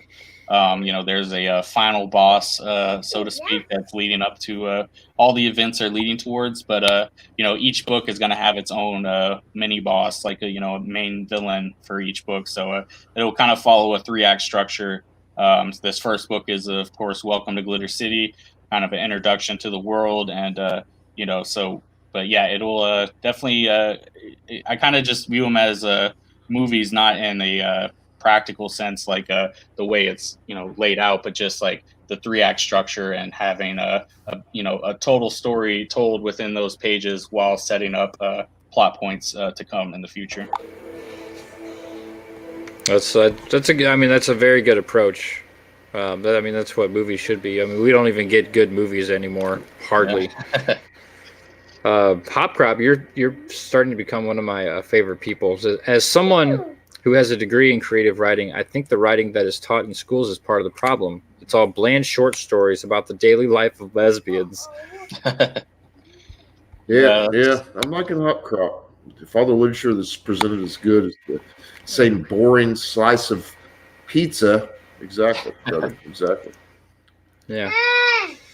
Yeah. And I noticed that this was still available too. You got a Peter Simeti sketch card. Yeah, so that's our other piece of original art that we're selling. I'm sure you guys have seen Peter's sketch cards making the rounds on Twitter. He's done a bunch of different characters. So I really wanted to have him do his take on Grayscale. And that sketch card is signed by Peter. It does come in a protective plastic slip case, and it's got some writing on the back as well. So for $50, you not only will you get the signed sketch card from Peter, but you'll also get a copy of the book and the ash can and all that good stuff. So and shipping is included within that as well. So if you do want to own some original art from the Alterna Comics mastermind Peter Simeti, you can do that and get a book in the process. So I think that's a pretty good deal. Derrick, we're gonna have to talk about your shipping thing here, bud. Yeah, there you go. Exactly. I'm glad you highlighted that comment. Yeah, I was about to shout that out. I'm glad you highlighted that because I mean, I've got a little bit of a background in publishing. I'm not even sure exactly, I don't know.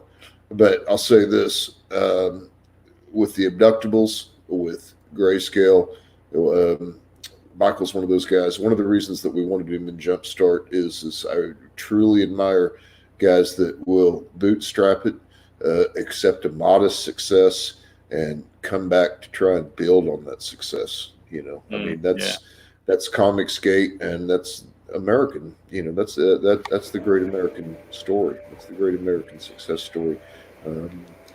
Michael's offered tremendous value here. I mean, his writing is proven by abductables. You look at the art here, you look at the colors. When you've scrolled down a little bit, but that kind of like, I just turned the page and now I'm in Las Vegas and I'm partying. It's a great looking book. And Michael's never even actually been to Vegas. Can you believe it? We got to fix that, dude. I was kind of hoping when the ComicsGate convention was announced that it would be in Vegas, purely for promotional reasons for Grayscale. But I guess we'll stick with Florida for now. Yeah, maybe next year or the year thereafter. But yeah, that would have been. Yeah, but I mean, it's just I truly admire that, and it's something that I'm fortunate to be attached to Vestige, and we've experienced quite a lot of success with that. Had it been a more modest success, I have no doubt that Gat would have been like, yeah, that's cool, let's do another one. And I'd have been right there with him, because that's success doesn't come easy. You got to build a foundation. You got to lay a cornerstone, and then you got to start adding bricks. And these morons out there that think they can pop into ComicsGate and immediately become EVS level success are just absolutely fucking retarded. Yeah, that's not how life works. That is not how life works. He's worked at his craft for 26 years. He's been a veteran. He's been a pro for 26 years. There's not a lot of Cecils out there who can, but I mean, he's put time in. He's made a name for himself. He's built his own audience. He hired an amazing art team. There you go. That's another thing. I mean, it's not necessarily easy to bootstrap it or find the right artistic collaboration or so forth, but without a doubt, I mean, Cecil is life, Cecil is love, Cecil is somebody by the sheer force of his personality and his ability to get smarter when he's drunk, which is a hell of a superpower to have. I wish I had it. But he also, he went and got Donald on board. You want to succeed, you gotta spend money to make money. You gotta spend money to make money. It's a fact. Yeah, and if anybody's jealous of Cecil, good luck. Just have you can't manufacture that level of charisma and humor. You just how could you be jealous of Cecil when he's just naturally one of the funniest guys around? So it's that's obviously he's worked hard and everything, but you can't.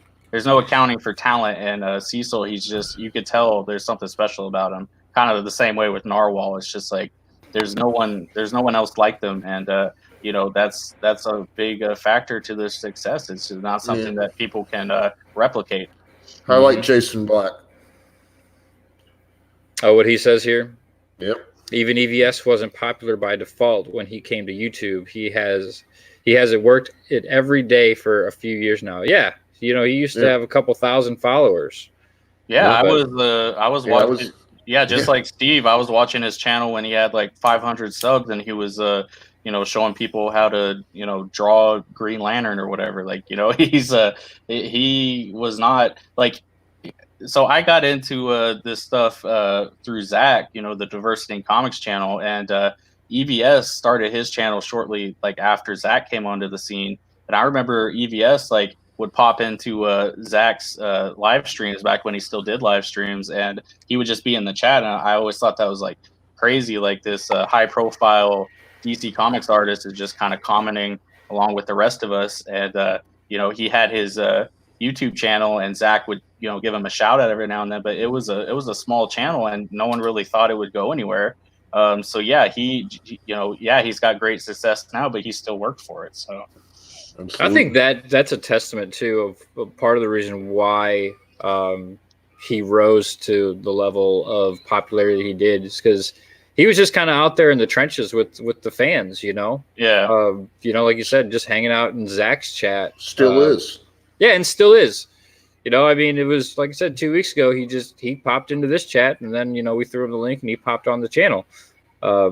He's just, people have demonized him so badly, just because of pure jealousy in my mind, anyway. Yeah, but he really is. He's generous. He's giving. He does everything he can to help everybody that he can. I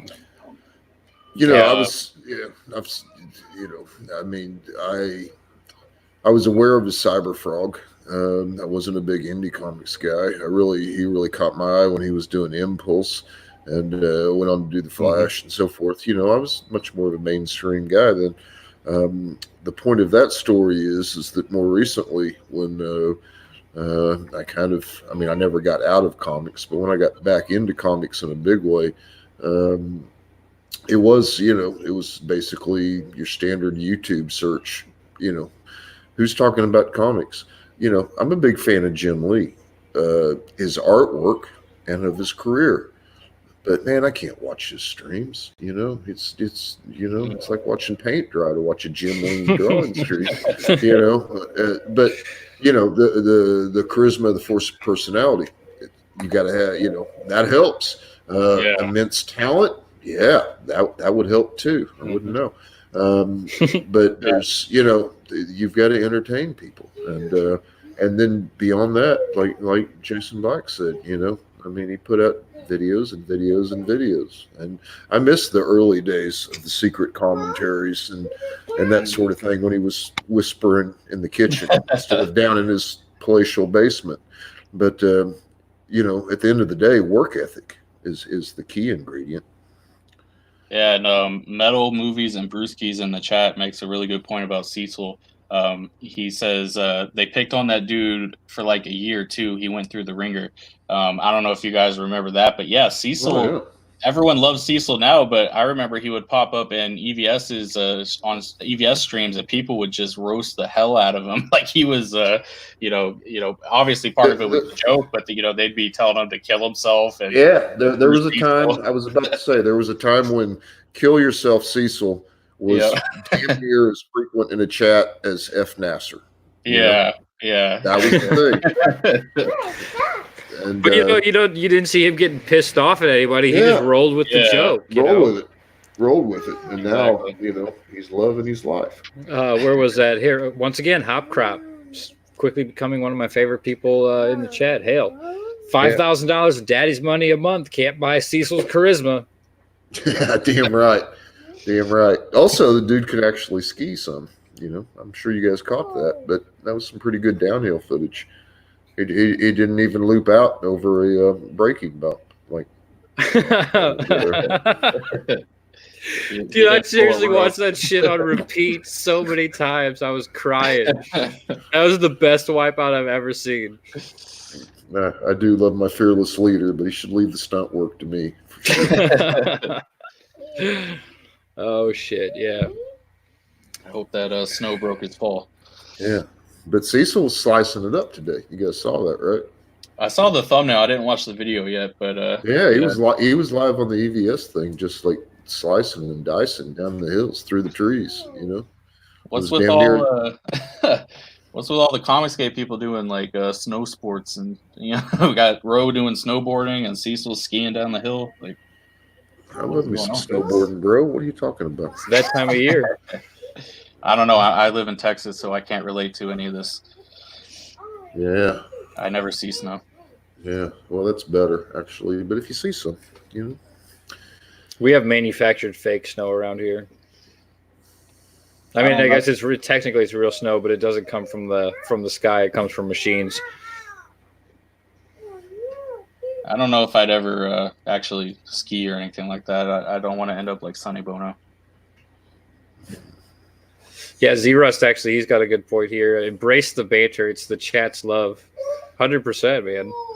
Yeah, it's part of the show. It's entertainment. That's what people don't understand is EVS is putting on a show, and that's why he's successful, because he brings all these personalities on the ComicsGate Live, and he makes it fun. He makes it funny, and the chat.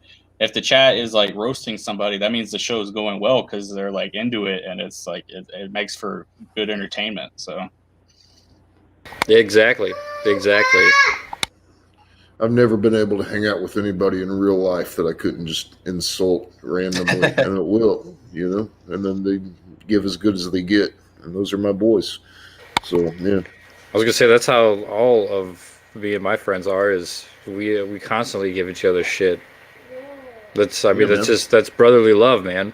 Yeah. Honestly, I think that's like the number one thing. Like, there's a bunch of factors as to why anti-CG are the way they are, but I really think it boils down to they just don't have a sense of humor about anything. No. And, they can't take a joke. They don't understand when people are joking.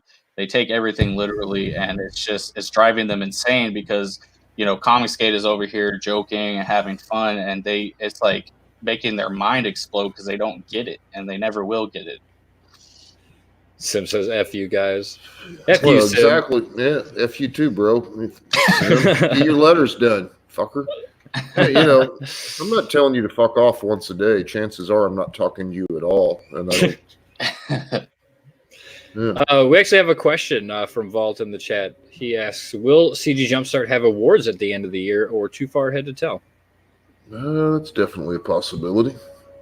It's definitely a possibility. Let's get the first issue out first. Yeah, one foot in front of the other. Yeah, I thought Gat would probably jump on, but I will say that since it came around to Jumpstart, and we can go back to but it's about 89% in the can. Our plan, not just our plan, our intent, and that's what we're going to do is to have a physical proof in hand before we even launch. It's almost there. A few stragglers like Sim aside. It's almost there, and we're going to turn this one around quick. So you're talking about you want a proof copy of Jumpstart in hand before the campaign launches? That is correct. There's probably necessarily going to be a couple of pages in it that will be placeholders, but it's essentially going to be ready for print. There's going to be with Sim, there's a drawn in tier. Okay, you got to buy the tier before you can get drawn in. So that page, that's there's a couple of little glitches in that plan, but it's 85% complete right now. Within less than, by the end of the month, it's going to be 99. F you, Sim. Get back to doing those letters. I can get this percentage up. But yeah, it's going to be essentially ready to roll.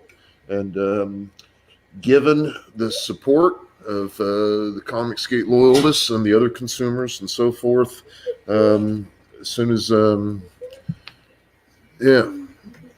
we got to cover costs. We're not rich men. We're bankrolling CG Jumpstart with the vestige money. But this is going to be a quick turnaround. It's going to be 120 pages. It's going to be on really good paper. It's going to have a good cover stock. It's going to be perfect bound. It's going to be magazine sized and formatted. And there's not going to be a whole lot of. I sent you the link, Gat. I sent him another one. Okay. All right. Good. Yeah. But that's what we're doing, man. And since we've arrived at the business decision to do that, my InDesign is burning up, and so is my email, mostly to Sim, saying get your letters in, dude. And we vestige is imminent. Gat's going to be a one-man shipping machine. It's going to be in people's hands very, very soon. At that point, it'll be completely obvious that not only is it not a grift or a money laundering scheme, but it is in fact a really, really good book. And then we're going to get this Jumpstart launched, and we're going to get it into people's hands, and we're going to keep this ball rolling. Hell yeah. Looking forward to it. That shit, that fucking cracked me up. The whole money laundering bit that they started going around with. There's the wizard. Hail, Gat. Hey, can you hear me? We can hear you. All right, how do I sound? I'm using a different headset here. Nah, your level's good this time, Gat. You're good. Okay, cool. Yep. Yeah, so what are you yahoos on here talking about? All your shit, actually. We've been here promoting Gat pretty much all fucking night. That's what I like to hear. Hell, brothers. But no, So, I wanted the one thing I did want to say before anything is, man, like the dudes that put their hard work into this Jumpstart magazine, man, like they have worked their ass off, like especially the 4 artists that work with me, and they've also done their own stuff. I guess Peter didn't, but yeah, Peter still worked his ass off. Regardless, these guys put their heart and soul into this project, and we're going to give you nothing but fucking quality shit. Like, I wouldn't bullshit you. Like, I wasn't going to let anything into the magazine that was even halfway whack.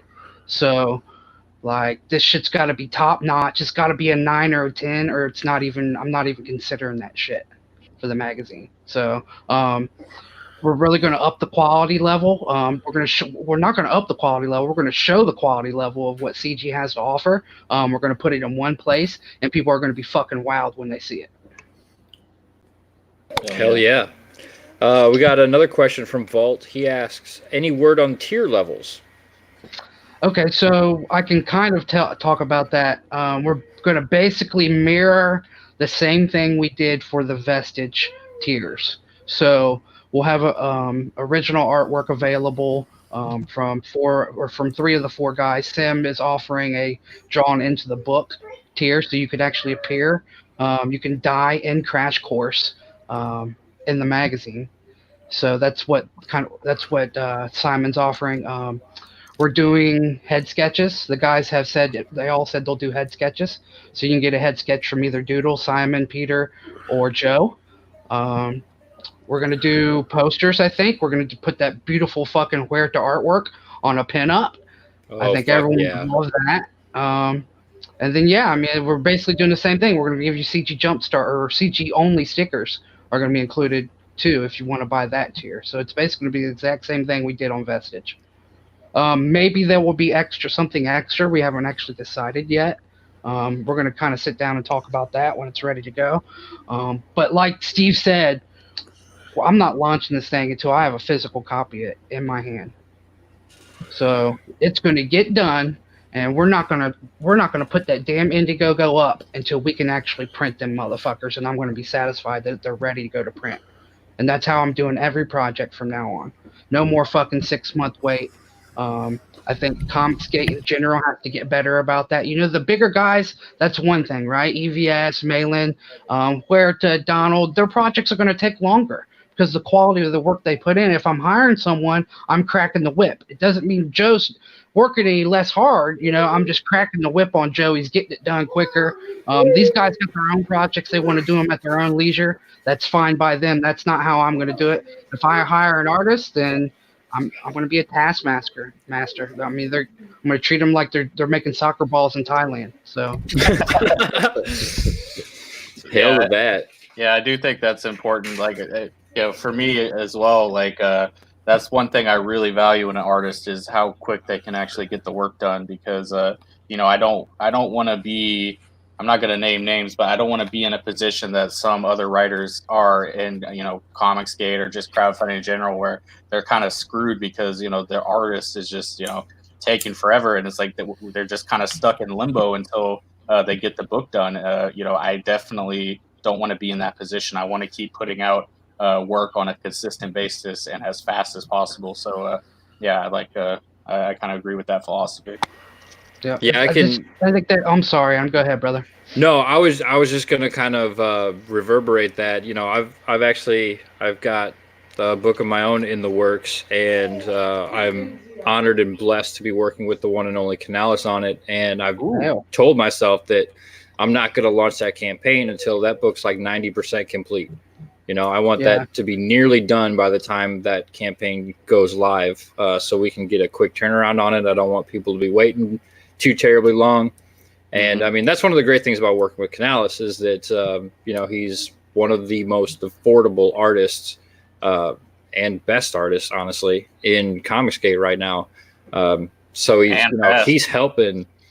Yeah. So, I mean, he's helping the little guys, the first timers out by offering his services the way that he does. So you can actually, have a book ready to go by the time the campaign launches. And then you just kind of, make your money back, essentially. Hopefully you make some more as well.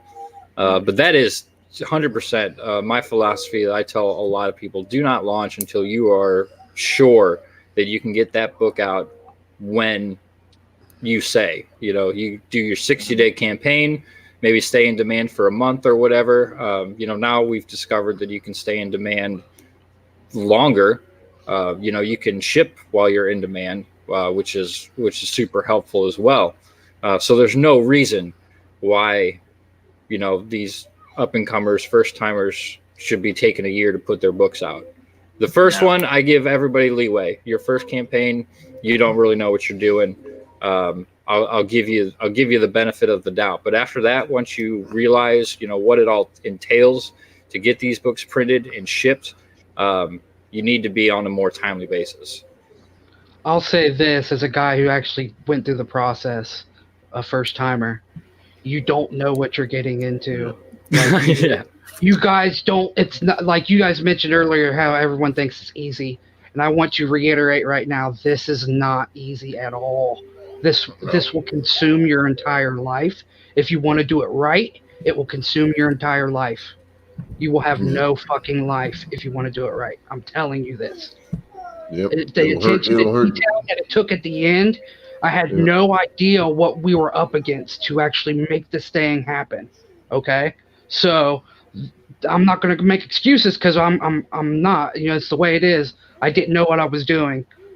We know now, which is why I said from this point forward, never again are we going to launch a campaign until we actually have the damn print files, or I actually want a physical copy of the thing in my hand, and I want it to be pristine, ready to go. So I think that's what we're doing. I suggest everyone who does it to do it that way. I'm not saying you have to. By all means, don't listen to my advice. Do what you want to do. But I think that's the way going forward for ComicsGate. It's the way to make it totally legit. People will be happier when they get their books in 3 months instead of 6 or 8, And like I said, the bigger guys, it's going to take them longer because this is their life's work. They put a lot into this stuff. I'm looking at it a little different. I'm a writer. I'm sure, Michael, you do too, Yeah. You probably have just shit laid back for years that you could release. You're probably sitting on a ton of work. And the only thing is you can't get someone to do it quick enough. That's the problem here. So this is what we're up against. And artists too, like when they sign on with these projects, we make sure that there's a pretty strict deadline. And I suggest anyone out there who's going to be a creator to set strict deadlines, make a contract, even if you're not adhering to them. You're not cracking the whip and just firing people for not adhering directly to the contract. You should still set them, and then you gotta. It's a way to keep people kind of on the task. Let's put it that way. Yeah, I gotta echo what Gat's saying, and the general. That's.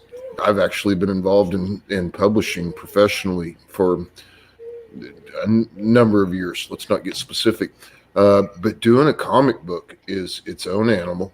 It's not easy. There will be unexpected delays unless you plan for every contingency, and you can't plan for every contingency. Yeah. Having said that, if you can't learn, I'll cut a first time. I got, we did it for the first time. Got to cut some slack there, right? Yeah.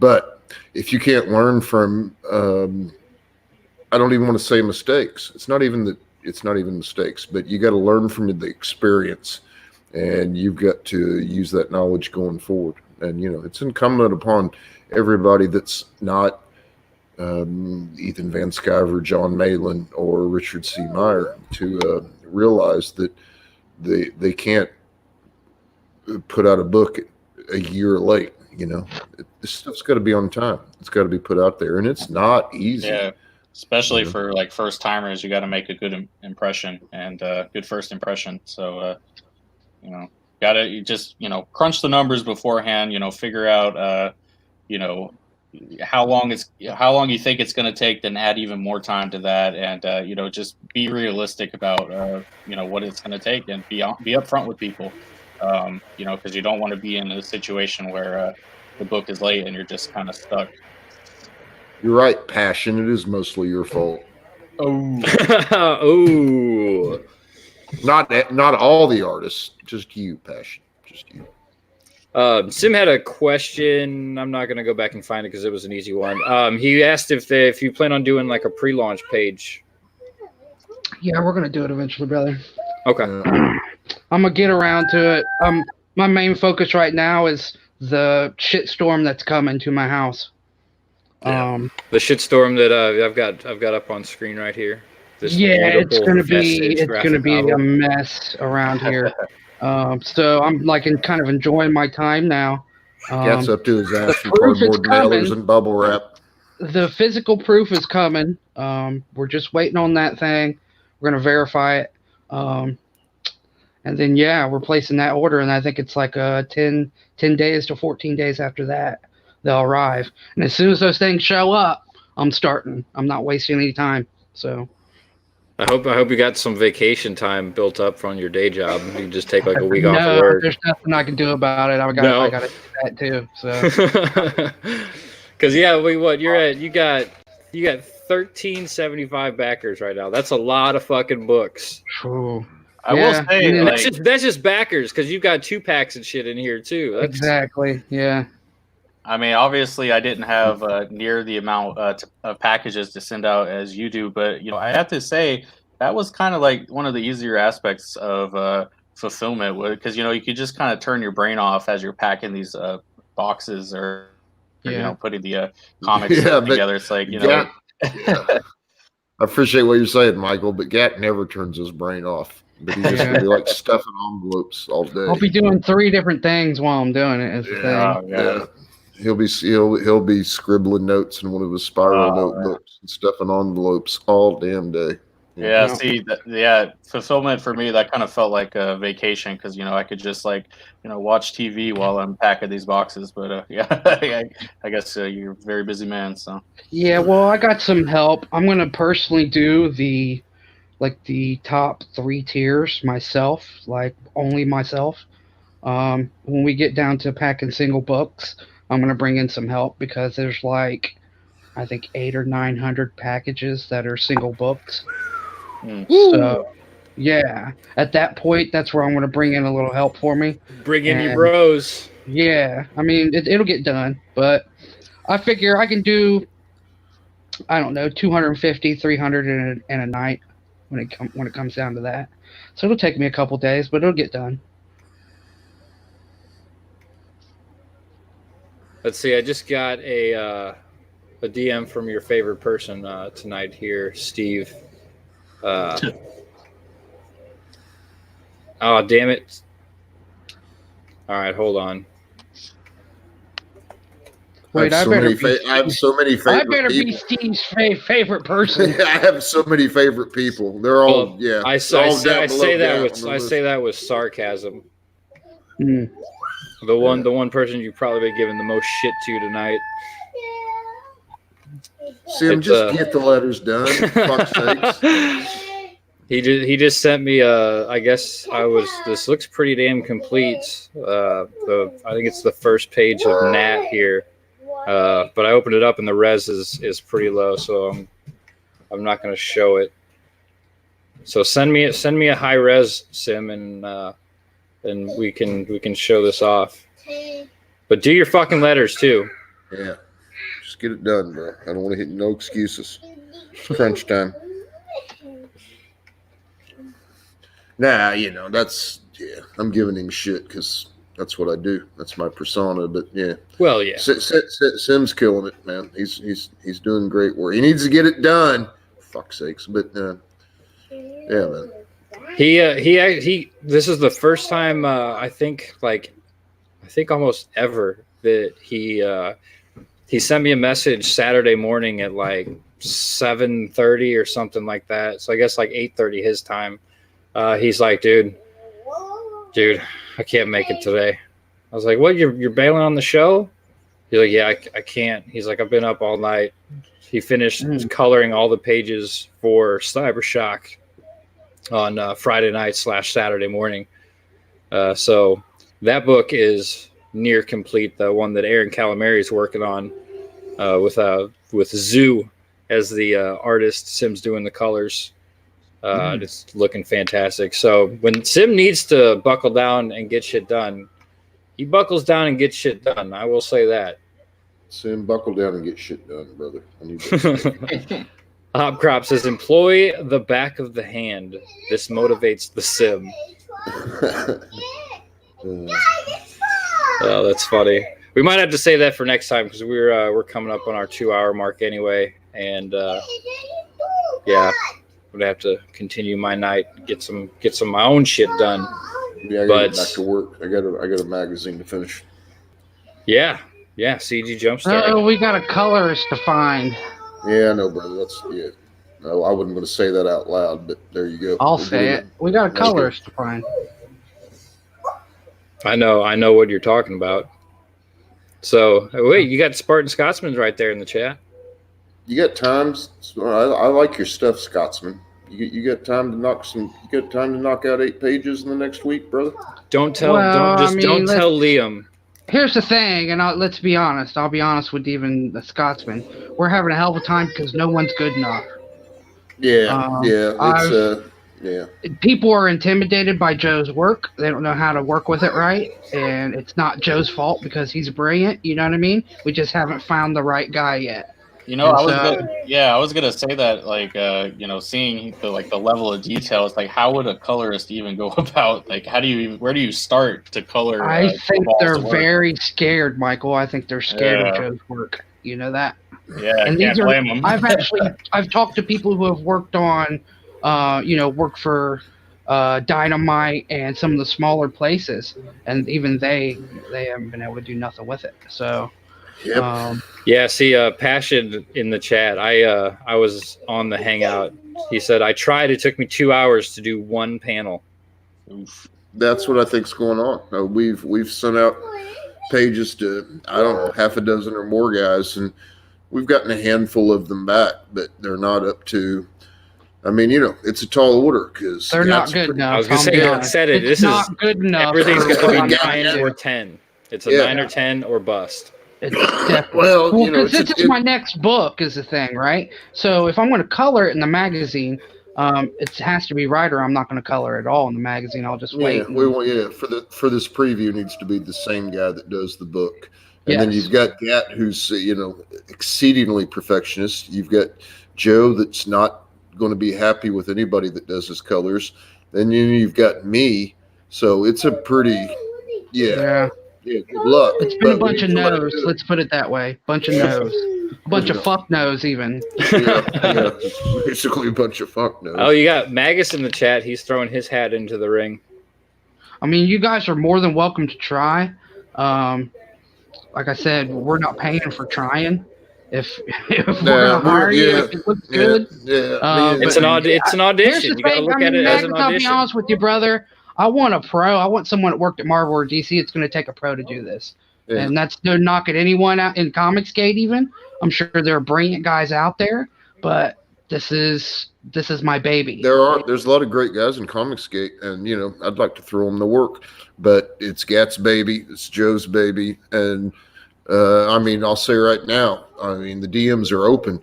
You hit me, and I will send you a page. But like Adam just said, we're at audition level. You make the cut, we'll cut you a check. But you've got to please Gat.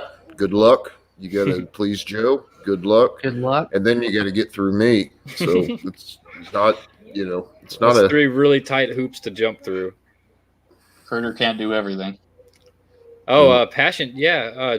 Have you asked Praetorian? Yeah. That's a big fuck no. Yeah. That's a You not just only come no, out all but fucking pink. fuck no. Yeah. Well, we're gonna leave you here with this this beautiful completed line work page of Nat the Merc that Sim just sent over. Nice. So feast your eyes on this beautiful, beautiful thing. He can, holy shit, yeah, that's high res. Thanks, Sim. Good lord. Yeah. It hurt my eyes. There we go. Glorious. He's probably doing his best work on Nat the Merc. And Sim, I just got to say, do your best work on Crash Course. Damn it. Sim puts his best foot forward on everything. Yeah, I'll he give does. him He that. does. Yeah. Actually, I want to leave you with one last word here, Adam. Yeah, what you got? I'm going to pretty much say this about Michael Derrick and a couple of the other guys like Fowler and some of the writers out here in ComicsGate that don't really get mentioned. It's time for the writers to get kind of stand up and fucking be like, hey, we're fucking good and we're gonna make good shit and the quality of our work is better, and really stand up and fucking and take notice and get some notice from people. This is what we need in 2020. Not just all these artists out there who are damn sure they deserve the recognition. Joe Ball, Peter, Sim, Doodle, Rob Willis, all these guys, they're fucking great. But we need to get our writers known up to that level, and that's when we are better than what they're doing at Marvel or DC. So it's time for us, the writers, to step up. I know Michael's one of the guys who, like you said, he always brings it. He brings a fresh idea. It's something new. It's off the wall. It's not something that anyone else is even thinking about, It's guys like Fowler who do the same thing, We really need to get the level of writing up to where our art is. And once we do that, like I said, it's total victory. So writers, let's step our game up, brothers. Well Hell said. yeah. Hell yeah. Here I lied. We got one more teaser. This isn't from Jumpstart, but Spartan Scotsman just sent this over to me. This is Odie's line work with the Scotsman's beautiful colors behind it. Absolutely glorious work, and that's daunting to take on. You should have talked to Scotsman about Crash Course, probably. Yeah, when Liam was, when he first started posting art for Xenotype, he said he was gonna color it, even though it was in that black and white manga style, and I just assumed, I'm just gonna stick with the black and white. But once I saw the colors, I was like, damn, I actually do need to get the color version of this because, the colors look phenomenal on that manga. I thought the same thing too. I was like, man, he's got this. He's working this whole manga angle, like it's like it's keeping it in black and white, and then he started posting these pages from the Scotsman here, and I'm like, okay, yeah. But I mean, that's what Liam's trying to do. He wants to fuse, the manga with Western comics, and he's fucking nailing it.